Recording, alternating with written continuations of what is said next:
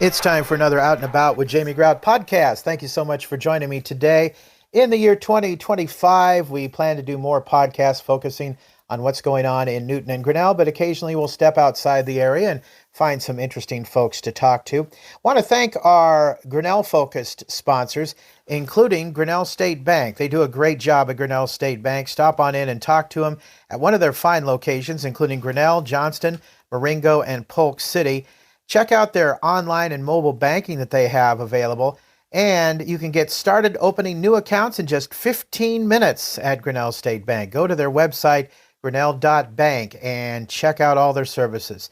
And also, Alicia and Corey at Total Choice Shipping and Printing in Grinnell, a great place to go if you need to have some stuff printed up. They took care of some really neat business cards that I needed to have printed up. Fantastic job to the graphic designer there, and also to Corey and Alicia for doing a fantastic job at Total Choice Shipping and Printing. And they want you to know that this is a season for returns. A lot of people returning things this time of year, whether it's the sweater that didn't quite fit or the gadget you didn't need. They're here to make your returns easy and stress-free. And on Facebook, they have a short step-by-step refresher video about Amazon returns that'll help you out too. Also want to thank the gang at Grinnell Realty, Robin Marcenic and also Joan there at Grinnell Realty. And they mainly sponsor our reports from PALS. We had a report from PALS in Grinnell, the animal shelter, last week. They sponsored that. And in this month, we're going to try to get 2 more live stream broadcasts from the PALS facility and talk about those lovable bundles of fur that are up for adoption.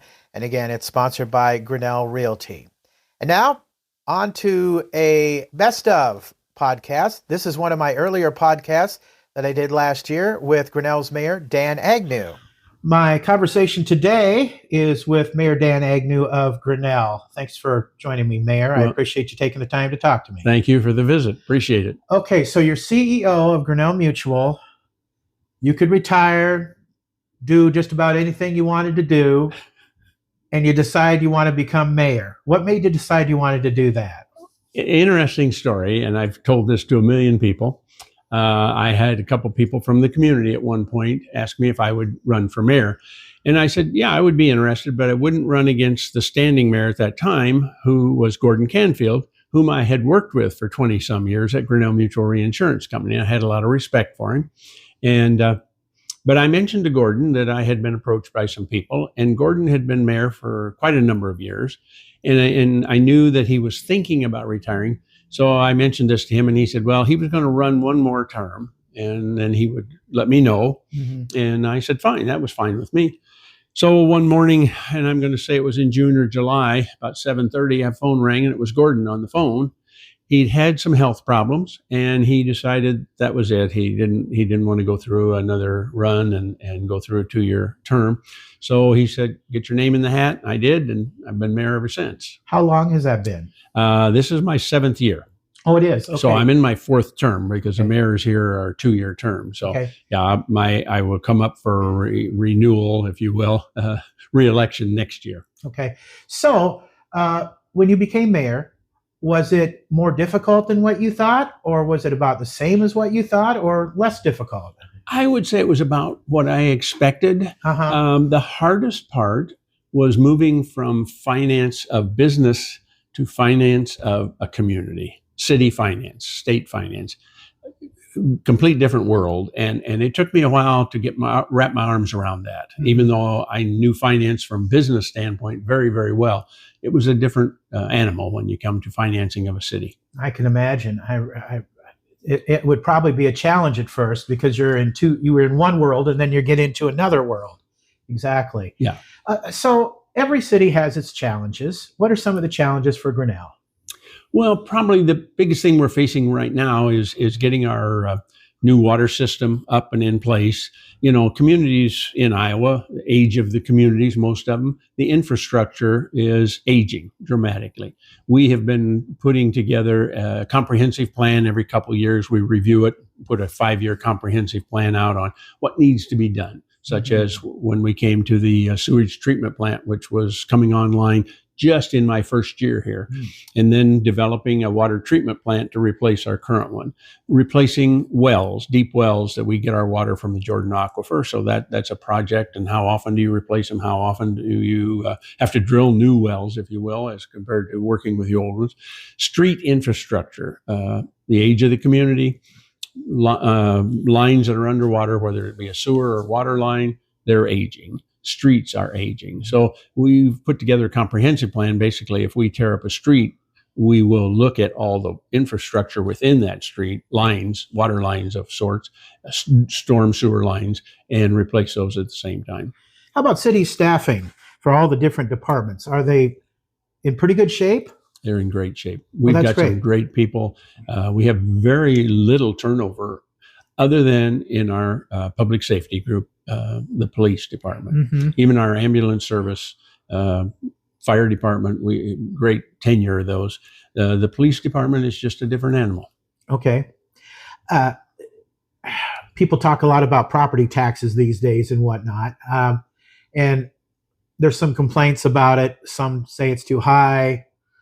I don't know exactly. I'm sure people would like to have them lower. People don't like taxes to begin with, but how do you think the property taxes are in Grinnell? We do a check every now and then to see how they do relationship to other communities our size, and we're very comparable. Very comparable. Okay, all right. Probably the one complaint we hear from a lot of our community members when they think it's too high is they automatically assume that everything Grinnell College owns is tax exempt. Oh. And it is not. Oh. The only thing that's tax exempt are those items that are directly related to education. So if they own a house that they're renting out to students, or they own a house that they're renting out to a professor, those are on the tax rolls. What do you like best about living in Grinnell? And kind of along with that, podcasts are countrywide, worldwide, actually. Certainly. If you're on the internet, you can listen to a podcast. Why would you encourage people to live in good old Grinnell, Iowa? Grinnell is kind of right in the middle of that scope of population. We're right at the 10,000 number. We have a great influx of people from around the whole Poweshiek County area, but even around there, coming in daily to our workforce here in Grinnell. We've got great companies in the Grinnell. Some are relatively small and some are relatively large, such as Grinnell Mutual. You used that example earlier. Brownells, Geldwin, some of the big window and door place. It takes a lot of people, and yet they can live in Grinnell, or they can drive within a very short distance. The roads here are great, and you can come into Grinnell, and it's a small community, but has a large flavor to it. It has the feel, in many times, of a much larger community. Sure. There's a lot of great organizations in Grinnell that try to help the city. I know that, when I was formerly with the radio station, we had you on the air talking about some of those. What are some of the organizations that you take pride in here as far as being mayor of Grinnell? Oh, we'll start with simple things like the library. The library is just outstanding. We've got an aquatic center here that's great for our community for this size. We have the Chamber of Commerce. The people that work there are just outstanding, and people volunteer when the chamber asks for help, and they volunteer and help them because they know what their mission is and what they're trying to do. There are several other organizations. We've got the service organizations, the Lions Club, the Seroptimus, the Optimus Club. A lot of great ones, that's for sure. Yes. Yeah. So looking down the road a few years, what do you see as far as keeping your fingers and toes crossed for progress for Grinnell? You talked about, the wastewater treatment plant and that kind of situation, but what would you like to see further for the city of Grinnell? Well, at this point, I think we've got a lot of things in the place to continue to strive to improve the community. I'll say, again, we'll use the word infrastructure, but the community itself. We're seeing some new businesses coming into town. There's a new scooters being built right now as we're speaking today. There's a new pizza establishment. They're coming in, taking over an old Hardee's building. So there's a lot of activity going on within the community. I think that it thrives. And when you look around, you see the college is adding buildings and adding to their building structure, which they're not trying to explode their number of students. It's just the need of changes. The old dorms aren't what we used to grow up in and went to college and went through dorm living. They're now more suites. They're more of a housing unit. Tell me a little bit about your history. Let's backtrack a little bit and talk about maybe how you came to Grinnell Mutual, your tenure there, what happened, that kind of thing, before you ever transitioned into being a mayor, Dan. We were very good. Yeah. Well, I left Grinnell High School and had. So you were born and raised here? Well, no. Yes, I was born in Grinnell at a hospital, but I live 6 miles south of Malcolm, a small community south here of Grinnell. About 6 miles south there, we farmed. Family tragedy. My parents bought a restaurant in Malcolm. We lived there, and my father passed away. Lived there for about 5 years. Moved to Grinnell. So I started middle school, junior high school, and high school here in Grinnell. Played sports. Was active in a lot of different organizations, and wound up with a football scholarship to UNI. Oh, so graduated from there and wound up with a teaching job over in Newton, Iowa. Oh, good old Newton. Good old Newton. What did you teach in Newton? I taught driver's ed. Oh, you did? Yeah, and was assistant varsity basketball coach and sophomore football coach. Now, when were you teaching over there? 67 through 69. Okay. My father was a speech, debate, and drama teacher in Newton, but he had left by the time you came around there. He was there in the late 40s through 1960. And he had several championship debate teams. I don't mean to go overboard bragging on my dad, but he did. You probably were a teacher there about the same time Frank Cruz was there. Yes. And he inherited the program from my dad, and he was just recently inducted into the Newton High School Hall of Fame. And I went to that ceremony. He was my speech teacher in high school, and he had me stand up because he gave credit to my dad for passing along a great debate program to him. Sadly for Newton, the debate program left, but in the last 2 or 3 years, it's come back. So, my dad's up in heaven smiling down on all that kind of stuff. So that's great. Yeah, it's great. So anyway, you were a driver's ed teacher in Newton, and then did that for 2 years, and my wife became pregnant. We decided that time maybe to look outside of teaching and coaching, whether I wanted to stay in it or not. And so sent out some applications to different companies, and one of them happened to be Grinnell Mutual. Got a call from them, came over, had a visit, an interview, if you will, and they hired me.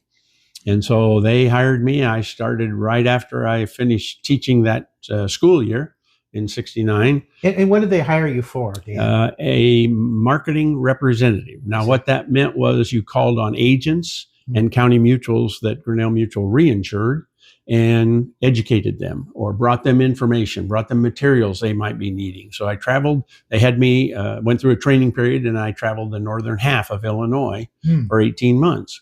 Okay. And then there was some things going on at Grinnell Mutual and some changing of the guard. And so they brought me in as the assistant marketing director. And a couple of years later, I was fortunate. Again, there was some changes, some retirements, some other things going on, and they named me a marketing director. Wow. So I was there and did that for quite a few years. Then went through some changes again, as you would at top management. And I became vice president of what they called in those days field services. So I was over everything but claims. I never had to work directly with claims, but we have inspectors, investigators. If there was a fire or something, they would go out and investigate what happened and how the insurance would apply to it or not. So we had marketing people and others. Anybody that was in the field and not stationed in the home office, they were under me in one way or another, except for claims. So did that. And then in 1991, the board called me up and asked me if I would step in as interim president. I did that for roughly 6 months. And then they appointed me as president. So. See. For those of us who are laymen and not well versed on the insurance industry, what is a reinsurance company? That's a good question. A reinsurance company insures insurance companies. I see. Okay. And that's why it's called reinsurance. So if you're an individual, you don't buy insurance from Grinnell Mutual? Yes. There's two different arms of Grinnell Mutual Reinsurance. One is what you would call your automobile and policies of your personal nature or a business nature that you go to an agent and they represent our company from that arm. And then these small insurance companies known as county mutuals for a million years, still are county mutuals, we reinsure those. Okay. It used to be Grinnell Mutual was, when I started, we were in 7 states, I believe. And I think they're now in something like 19 states. Oh, is that right? Yeah. Okay, great. You touched on Grinnell College a little bit, and it's a point of pride for Grinnell. When you go outside of Grinnell, I'm sure you talk about the great qualities of the city, and I'm sure be sure that Grinnell College would come up. I mean, they call it the Harvard of the Midwest. I don't know whether when they go out to Harvard, they call it Grinnell College of the East, but it sure is a lot to be proud of. Very proud of it. Very proud of it. I tell people this story. University of Iowa graduates, well, they have 25, 30,000 students on a regular basis. So their graduation. Grinnell College has 1,700 students.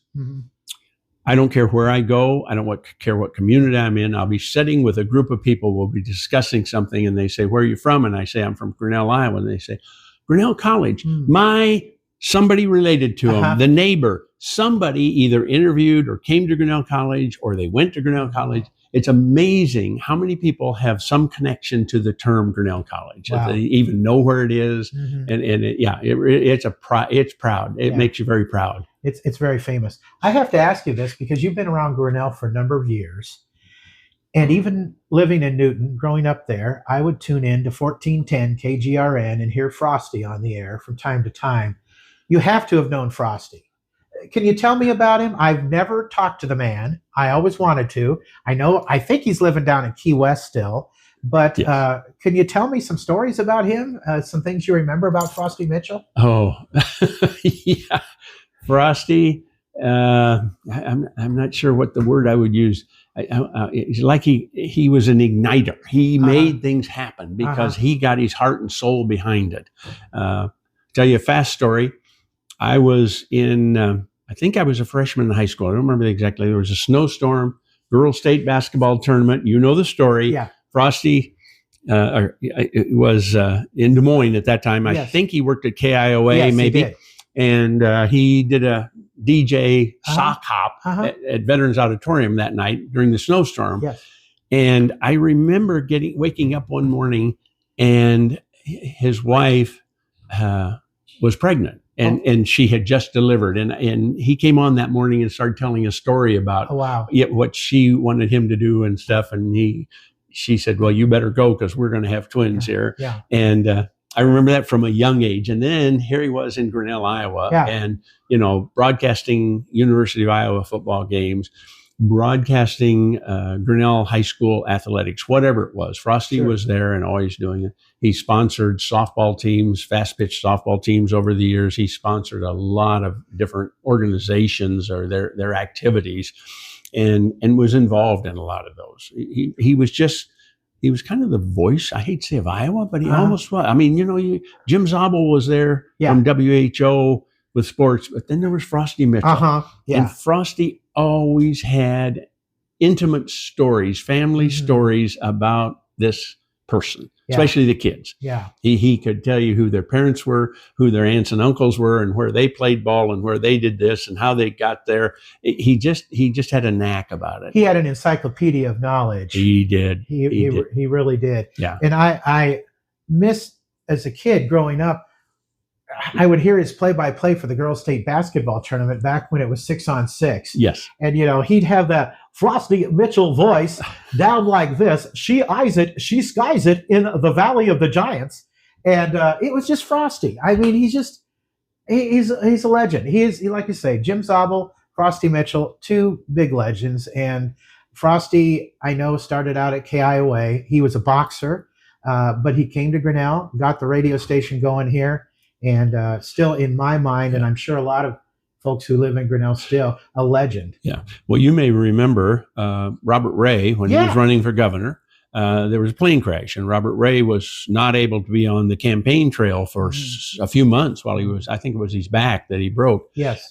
Frosty picked up the slack for him and went on the road for him, campaigning for Robert Ray at the time. Well, I think they were business partners together. Yeah, they were. As a matter of fact. Okay, Mayor. Well, we want to wrap up here in just a moment. But again, for people listening, what makes Grinnell so great? What are you most proud of in Grinnell, Iowa? The people. Uh-huh. Very honestly, the people. You walk down the streets, everybody says hello to everybody. Everybody is happy. Is everything right? No community has it. But we have a camaraderie here that pulls together when we need to pull together. And the community is just great. It's just a great feeling, closeness feeling. As I said earlier, we're kind of at that point where we're not too big. People know everybody. We're not too small that we can still get things done with what we've got. It's just a fine line in there that I'm really enjoying. And I think most of the residents really enjoy it. You go to Central Park, we get a project. Central Park's a good idea. We redid that a few years ago. What it is today, it's utilized way more than it was before because it was just sort of a older park. Right. Sitting there, and now it's very active. And they have like the farmers market there. Yes, and the Christmas lights. Oh, the Christmas lights, amazing! Yeah, that's another good example of volunteering. And again, the chamber heads that up and works with the city on the lighting and getting things done. But it's not the city doing all these projects. That's the other nice thing. It is that nobody is looking at somebody else to do it. Imagine Grinnell after the DeRay show came through, and one of the first things they said was, "We're going to plant 1,000 trees."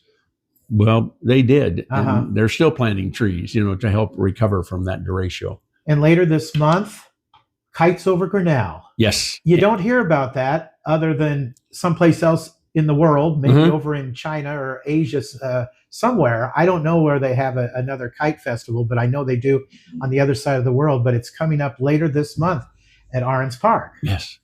And it's quite unique. They have professional kite flyers, and I know the Rotary Club is very proud of getting that going, and I'll be with my significant other providing the music for that this year, so I'm looking forward to doing that. Good. Look forward to it. So, Mayor, thank you so much for taking the time to talk to us today. Well, thank you very much. I appreciate it. Until next time, out is out. See ya.